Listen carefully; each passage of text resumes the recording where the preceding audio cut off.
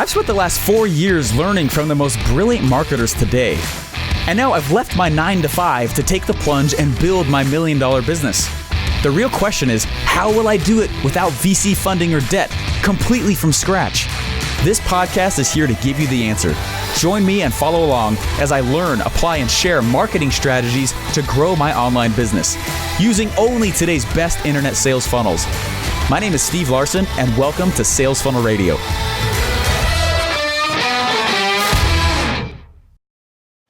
Boom! What's going on, everyone? This is Steve Larsen. Welcome to another unique episode of Sales Funnel Radio. I am actually here at an affiliate contest award. You guys are going to laugh at me as I say this, but it's to illustrate a point. About a few months ago, ClickFunnels was doing this big promotion for the One Funnel Way Challenge. And I promote with the One Funnel Way kind of like routinely. You know, it's just kind of, I think everyone should go for it. It's very life-changing.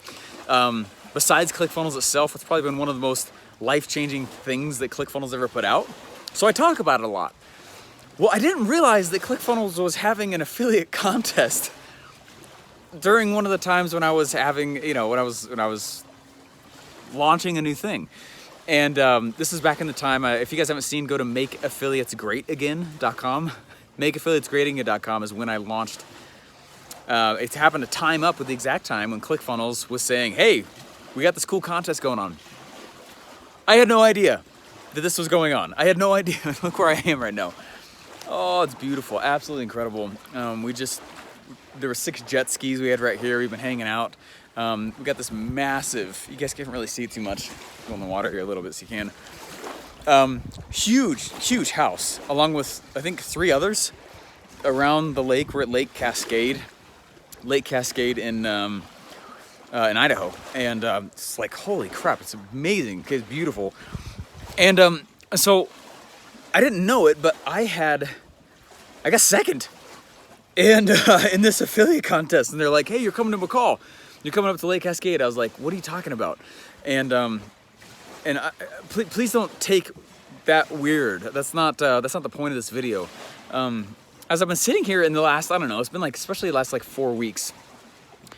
OfferMind's coming up. In fact, by the time this episode launches, it'll be very soon, if not like the next day. But I've been noticing that, so marketing, right? Marketing is the act of changing beliefs with the intent of a sale. Marketing has very little to do with logos. That's branding, right? Marketing has very little to do with slogans, with color schemes. That's not marketing. Marketing is the act of changing beliefs for the intent of a sale. And so how do you do that? So a marketer does that, and there's 3 roles I've realized that in my company that I have. And I think that this might be helpful for you guys. I get asked frequently, like, Stephen, what's your daily schedule look like? Or Stephen, what do you do here? And I get it. But I get asked that more and more frequently. And it's been interesting to look back and realize, like, what marketing is not. Okay, now as I say this, I might ruffle a few feathers, but just stick with me for a little bit, okay? Marketing is not the act of funnel building. Marketing is not the act of posting on social media, okay? That's a way to deliver it, but it's not marketing itself. Marketing is not publishing, okay? This is not marketing unless I choose to try to start breaking certain false beliefs. And I'll use this podcast to go launch certain products. I've done that multiple times, and you guys have probably seen that now. Marketing is not... Right, it's the intent of changing beliefs with the intent of a sale. It's the act of changing beliefs with the intent of a sale. And so it's been interesting to sit back and start realizing, like, well, what activities in my company fit that description, right? I'll be honest, like, I really haven't built a funnel in, 6 months. It looks like I'm doing all this stuff with this content. I work like crazy. I mean, I'm not gonna lie, I work my butt off. But between 9 a.m. and 6 p.m., I really don't work in the evenings. Going up to OfferMind, when there's a huge thing about the launch, I will spend a few more times. But besides that, like, I don't. I mean, I've worked 9 to 6. So then why has my revenue recently taken another big jump, but I'm doing less of the things that most people are spending all their time doing? Funnel building and posting on social media. And all this. Why has that happened? And so this episode, and the point is of the episode today, is I wanted to walk you guys through and just think through with me a very interesting principle, okay? If marketing is the act of changing beliefs with the intent of a sale, that's my own definition, all right? If that's what it is, what activities fit inside of that description? Creating a sales message, kind of an obvious one because that's where you create the stories that change beliefs. Creating the offer, right? Because the offer is going to be orchestrated with those false beliefs. And if you don't know what I'm talking about, you guys got to go to OfferMind, which is one of the reasons my offers sell so well. I'm not just lucky, right? Not that many times in a row, right? And then the third thing that I've noticed, the third thing that I have realized actually causes the cash to come in is campaigns. My role in my company, I'm the CEO, but I'm the marketer, right? And so what I've been doing is I've been focusing like crazy on campaigns, and there's multiple types of campaigns. So what's been neat is I've been spending some time teaching a lot of these other people. In fact, tonight I'm going to do a whole session on different campaign styles, and it's something I would normally teach just in like my like $23,000 thing. And I'm excited to walk through just briefly. I'm not gonna go into like crazy amount of depth, but like I want you guys to know a little bit of taste of what I mean by that. A campaign is not ads. A campaign can include ads. But think back to the days when social media did not exist.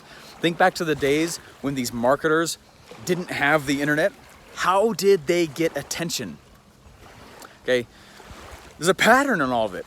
Now, the way I talk about a campaign is nothing more than orchestrated noise, right? It's orchestrated noise that with like little tiny spurts of pressure here and there. And so I'll build up pressure and I'll build up pressure and I'll build up pressure and then boom, release, and all these sales come on in, right? There are certain campaigns that are great for getting a product out into the marketplace. There are other campaigns that are not good at that, but what they're good at is keeping sales coming, like a constant drip of sales coming in, okay? Now, when somebody goes and launches a product, like I don't know, it's probably a month ago, I went and I did a full day consulting session with another company, and I'm not doing that stuff as much anymore, just because it's time consuming, I haven't done something like this where I just hang out, in quite a while, and I'm excited to kind of start. I'm at a point now where I'm trying to orchestrate some more self-care. You know what I mean? Like, I worked my butt off. It's pretty rare what I've done in the last year and a half. I know it is, but it's come at a cost, and so I'm excited to start like doing more self-care and stuff. And I'm just being open and real and honest with you guys. This is part of me documenting the journey, right? Sales Funnel Radio is we're pretty far in the show now. So there's part of the documenting is for a little while it was kind of rough. Anyway, so back to the campaigns thing though. Like, when you think about these campaigns, there's certain types of campaigns that I call them launch campaigns, and then there's evergreen campaigns. But most of the time, like the company I was consulting about a month ago, most of the time they're doing just one style. Okay, so what I've been going and doing, and it's really nerdy, it's really geeky, but I absolutely love it. What I've been doing is hanging out with a whiteboard. It sounds really weird. I've been hanging out with a whiteboard, observing how people are collecting the cash. Okay, now think with me on this for a moment. How many times have you guys built a funnel? You got a sales message, you got an offer, you got a funnel, but you don't have any sales, right? And you're like, but Steve, but ClickFunnels, but Russell, I'm doing it. I've got the funnel, I've got the offer, I've got the message. Why aren't you collecting cash? The campaign is the activity that collects the cash. You realize that a funnel is not a campaign, okay? It's not. A funnel is the way to present the marketing. All the funnel is a funnel just says, here's an offer and here is a message, right? That's all it is. A funnel, right? You still got to get noise for the funnel. That's a campaign, right? Think about a campaign being the noise, the orchestrated noise for that funnel. And so again, there's two types of it. There's launch noise or campaigns, and there's evergreen noise or campaigns. And so what I've been doing is listing out these huge lists of the different styles that I've noticed people will successfully create noise around the product when they go launch it, or when they're successfully evergreening that noise, right? It's perpetual around that product. So Facebook ads, right? Facebook ads, that is a great way to create evergreen sales. Like right now, I have a webinar right now that we put $1 in and we get 4 to 5 out. And it's been that way for a long time, and I haven't touched it, and it's been awesome. And it's been, I mean, it's, it's pretty evergreen, right? I mean, that's an evergreen style way to use Facebook ads. But another awesome way to create evergreen sales is by me creating very specific podcast episodes on this show that go and break and rebuild beliefs. And as new people find the show, it breaks and rebuilds beliefs and then pushes them over to go buy. That's an evergreen way to go and get noise around a product. Another one of my favorite ways to go do it is, a lot of times on Tuesday mornings, I'll go get on anybody's show. And I've been doing that for a long time. And that's very evergreen because it's seeding me on all these other shows, right? There's an evergreen it's oftentimes the evergreen styles, they're not like usually explosive, but they're just enough cash to kind of keep the doors open and keep money coming in. These launch campaigns, because I want to tell you guys something real quick here. So I have a funnel team. I have an internal funnel team, and then we're just about done building an external one because so many people ask me to build their funnels, right? So we're taking the same processes, and I have 2 agencies now, and as of like last week, it's still hush hush. You probably all have heard about it now. Now when this episode probably drops out, but anyway, it cost me. So think about this, Steven. You can go do all this stuff because you have teams. Son, I have been broke many times in my life, right? It is me being resourceful. So let me give you guys one of the easiest takeaways that I can from this episode about how to get resourceful. If I know that a team of professionals can build me a kick butt funnel for 15 grand, but I don't have 15 grand, how could I get resourceful around that? Well, I'll tell you what's something I still do. Even though I have the 15 grand, I still do it this way. I go and I talk to my funnel team and I say, hey, funnel team, we got this really cool thing coming up. Okay, let's go build the funnel, and then I can pay you guys out in like 2 weeks after the funnel's out and the dust kind of settles. And they're like, oh, that makes sense.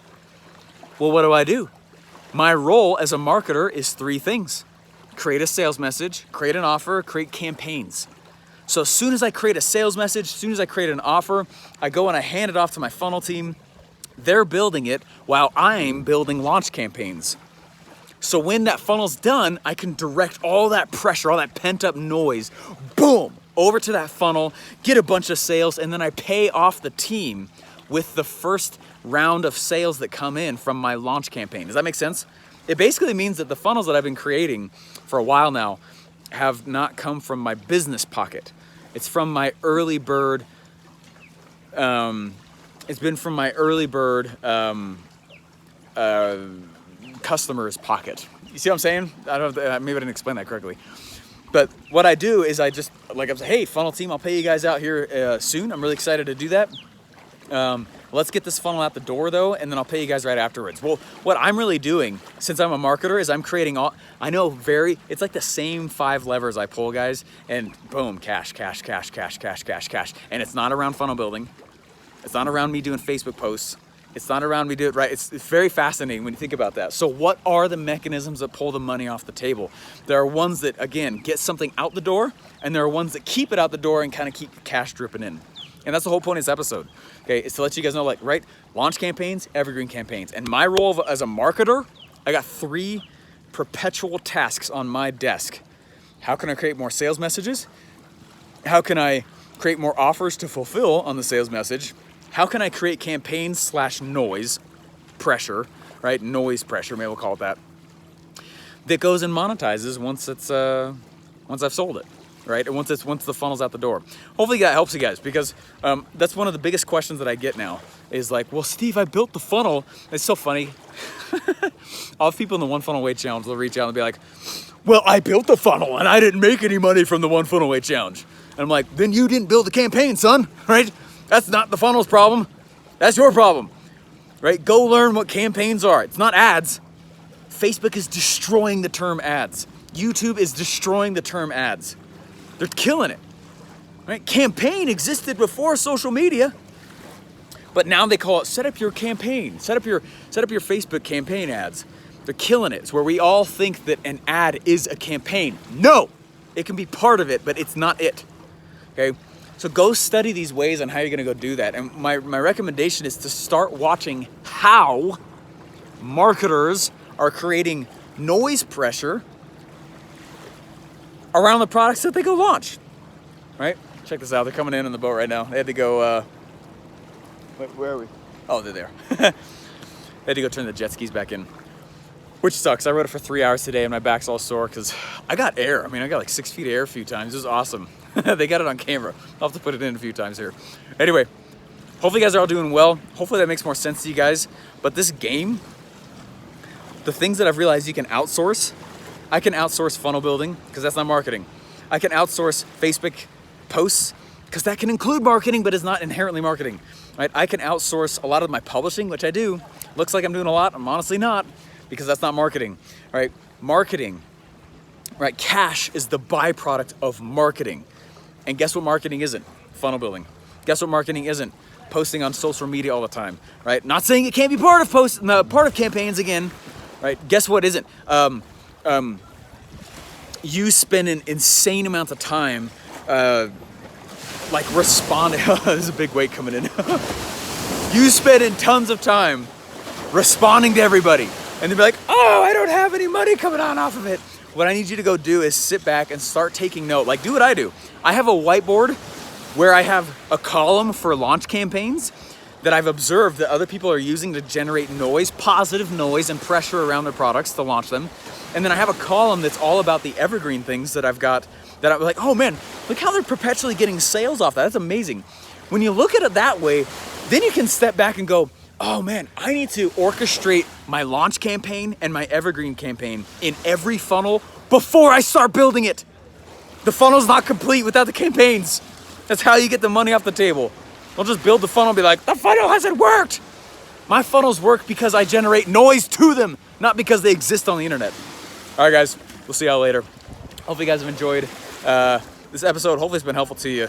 But as I sat back, I started realizing, like, crap, I have won a few of these trips now. It's not because I didn't even know this one was happening. The reason why it's worked so well is because of I know my role, and then I outsource what is not my role. Stop trying to be a solopreneur. Alrighty, we'll see you guys later. Deuces. All right, now you listening to this right now, you're in one of two scenarios. Either you're currently selling a product and you've got a slick sales funnel and traffic, there's ads, and you have content bringing in new customers. You have upsells and downsales and phone sales, and you've almost automated it, making money while doing everyday things. Either that's all set up and going, or the second option is you don't have any of that, right? And you're still trying to make this work and tie all of these pieces together. If you want my help, just go to capitalistcoaching.com and see where you can get started. It took me a long time to get the skills for all this to get moving. Writing the sales letter, making the sales videos, building the funnel, writing follow-up emails, promo campaigns, promo emails, fulfillment plans, fresh new ads. There's a lot. And the path to move forward is different for each person. So I created capitalistcoaching.com for you to check out where you need to start. Whether you're just starting out with no product, no list, or a single clue on what to do next, or if you're like one of our big corporate clients who just needs to add more revenue and scale your offer, go to capitalistcoaching.com. I don't really believe in shortcuts, but I do know you can speed up the path on the journey. Figure out the best place to start by going to capitalistcoaching.com now.